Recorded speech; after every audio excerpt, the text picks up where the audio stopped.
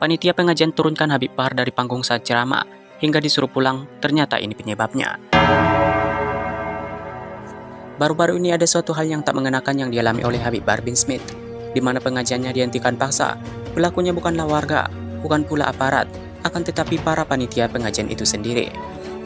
Ternyata ada penyebab mengapa mereka melakukan hal tersebut. Hal itu dikarenakan ceramah Habib Bahar yang penuh kontroversi yang membuat para panitia ketakutan. Takut ceramah dan pengajian itu terjerat hukum. Kami ketika itu meminta Habib Bahar untuk membahas ceramah dengan tema seputar amalan-amalan Islam. Namun justru beliau ketika itu bahas politik. Jelas saja kami turunkan beliau dari panggung dan menyudahi acara itu. Yang ada, gara-gara ceramah beliau, kami pun nantinya ikut terjerat hukum. Ucap Muhdi, salah satu panitia di pengajian tersebut. Dan sesudah itu kita punya di dalam arsip salah satu pucuk surat dari rakyat Sumatera dan mereka bilang koyo hewan ing wono boten ingkang kada wono male, ya, seperti kita adalah orang binatang buas di dalam salah satu alas, salah satu hutan, tapi tidak ada yang punya hutan lagi sebab Gusti sampun sedo.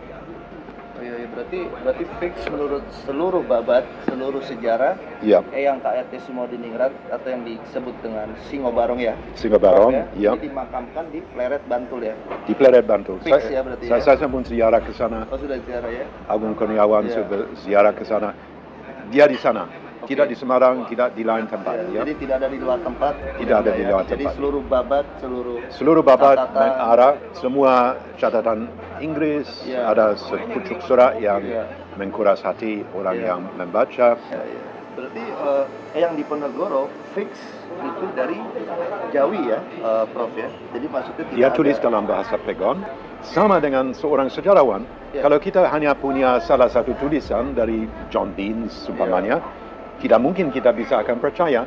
Tapi kita punya babat Spey dari Eyang Mangkuneningrat, kita punya babat Daring Yogyakarta dari Panular, kita punya catatan Inggris yang dirampas dari keraton, semua gedung pecarikan punya surat-surat, dan juga kita punya dari di Ponegoro sendiri yang ditulis, dan dia adalah saksi mata. Dia adalah seorang yang mendukung dia punya ayah, dan mereka harus lari dari Kedipaten sampai ke Taman Sari. Dia ditangkap dan dia punya sangkur di dalam dia punya paha yang kiri. Jadi dia sudah ada saksi mata dari apa yang terjadi pada pagi buta dari Sabtu 20 Juni 1812. Jadi orang yang mengarang-arang, silakan bisa mengarang. Ada beberapa kelompok yang percaya bahwa Wali Songo ini termasuk keluarga Ba'alawi, karena memang ada yang mencatat sebagai keluarga Ba'alawi, ya, keturunan dari Alwi Amul Faqih, Yaman. Nah ini pertanyaannya, datanya dari mana? Ini semuanya datanya, tahu nggak dari mana?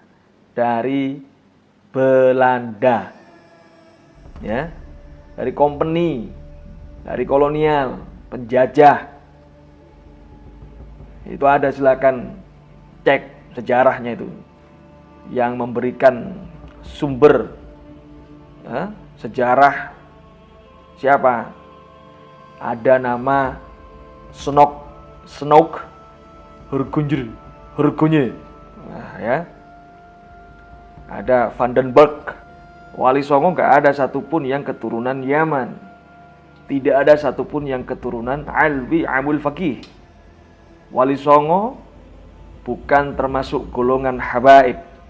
Wali Songo bukan Ba'alawi, ya. Wali Songo ini dzurriyyah Rasul, Sadah, Sayyid Syarif, ya. Nggak ada panggilannya Habib, itu nggak ada. Wali Songo itu Sayyid Syarif semuanya. Contoh satu, Syarif Hidayatullah, Sunan Gunung Jati. Syarif, jelas itu nasabnya. Bukan Habib Hidayatullah, bukan. Bukti yang lain, kalau Wali Songo bukan orang Yaman. Coba cek tuh ayahnya Sunan Ampel itu, Sayyid Ibrahim As-Samarkandi.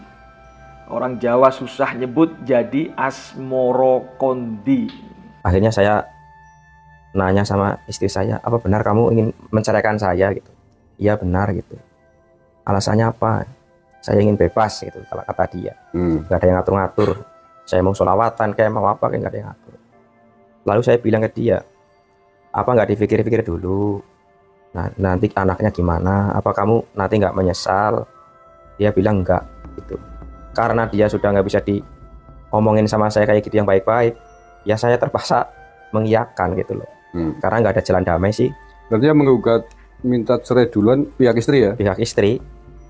Dan menurut saya menggugatnya kayak maksa gitu loh. Gitu loh. Kebetulan waktu baru bercerai, itu kan saya sudah membuat majelis lah, kayak sebangsa TPQ lah. Yang nggak terlalu lebar sih, nggak terlalu gede, ya ukuran 4x5. Disumbang itu ya? Disumbang. Udah baru selesai lah, baru beberapa bulan saya memakai, itu saya kan akhirnya bercerai. Lah, kemudian orang itu datang ke tempat istri saya, terus sering mengadakan acara kayak sholawatan, kayak pengajian gitu loh. Ya sampai sekarang masih. Itu orangnya, si pengrusuh itu, pengacau rumah tangga saya itu. Padahal majelis itu yang membuat Ustadz Manggil ya? Yang membuat saya mutlak, saya membuat saya. Dananya saya yang muter-muter keliling, tapi dia yang pakai itu. Oke, berarti tidak hanya istri yang diambil alih? Iya. Majelisnya diambil. Diambil alih? Iya, betul. Ya pesan saya ya, jangan terlalu dekat-dekat dengan Habib lah, karena ya kayak gitu kebanyakan merusak rumah tangga orang, termasuk saya ini. Dan saya juga berpesan kepada Habib-Habib yang dimanapun berada, tolonglah jangan suka mengganggu istri orang. Sudah tahu punya suami malah diganggu, itu yang benar-benar saya nggak suka gitu loh. Jadi saya berpesan kepada Habib-Habib dimanapun berada, jangan suka mengganggu istri orang gitu.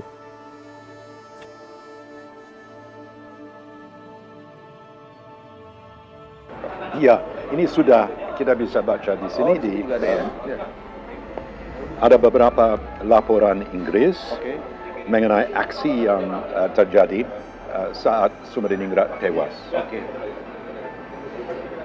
Dan menurut saya kira-kira jam 6 pagi menjelang sahur ya, setelah subuh ya, pada hari Sabtu 20 Juni 1812 ya. Dan kita tahu dari Thorne, Major William Thorne, yang menjadi Quartermaster General, wakil kepala logistik untuk pasukan Inggris, bahwa Sumberdiningrat ada di areal kidul, alon-alon kidul, di areal sekarang Ngadinegara dan Danunegara. Ya? Dan dia ditaklukkan di alon-alon selatan. Ada pasukan Spey dan ada pasukan dari Legion Mangkunegoro di bawah pemimpin dari Mangkunegoro kedua. Mereka menyusul ke kediaman Sumberdiningrat, tapi tidak bisa melacak. Dan pada akhirnya bisa melacak ke dalam masjid. Ya. Di dalam masjid dia dikepung dan ada drill-drillan, ada ya, pasukan Mangkunegoro Legion. Ya, dia wafat, dia mati di dalam masjid ya. Dan badan Lion tetap di dalam masjid sampai jam 10 malam. Ya, 10 malam. Tapi ada kejadian yang sangat memalukan orang Inggris, orang Skotlandia, bahwa sekretaris dari kerajaan namanya John Deans, Inggris ya, seorang Skotlandia dari Fife ya, yang mahir bahasa Melayu sebab lama di Penang dan belakangan menjadi kepala dari satu perusahaan di Semarang namanya John Deans & Co. Sebenarnya membuat semacam selfie ya versi awal abad 19 sebab dia datang ke masjid menyaksikan bahwa Sumberdiningrat sampun sedo. Tapi dia menghunus pedang dan dia mau potong lehernya. Supaya ada orang yang bisa bilang bahwa Sumberdiningrat yang sangat ditakuti itu, Panglima, ditewas di tangan dari John Deans. Ya. Jadi itu sesuatu yang konyol, sesuatu yang mengerikan, dan sesuatu yang aib di atas pamor orang Skotlandia dan Inggris. Ya. Sebenarnya harus, kalau sudah menjadi lion, harus dengan respect, memberi kesempatan untuk disiapkan lion ini untuk dikebumikan. Dan itu sebab hanya jam 10 malam, dia bisa diangkat ke Jejeran. Jejeran adalah di 5 km kira-kira tenggara dari Jogja, di area Bantul. Bantul ya, makamnya di Bantul ya. Di Kecamatan Pleret.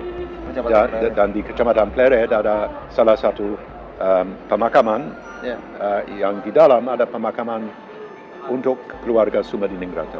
Dan sampai sekarang sudah ada gambar dengan ayat-ayat dari Quran di atas Al-Quran, di atas dia nisan, dan dia punya sesuatu yang anggun, sesuatu yang bagus. Ya.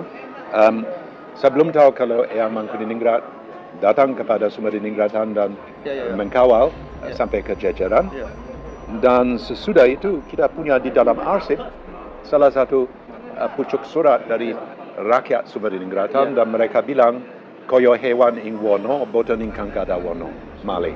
Ya, seperti kita adalah orang binatang buas di dalam salah satu alas, salah satu hutan, tapi tidak ada yang punya hutan lagi, sebab Gusti sampun sedo.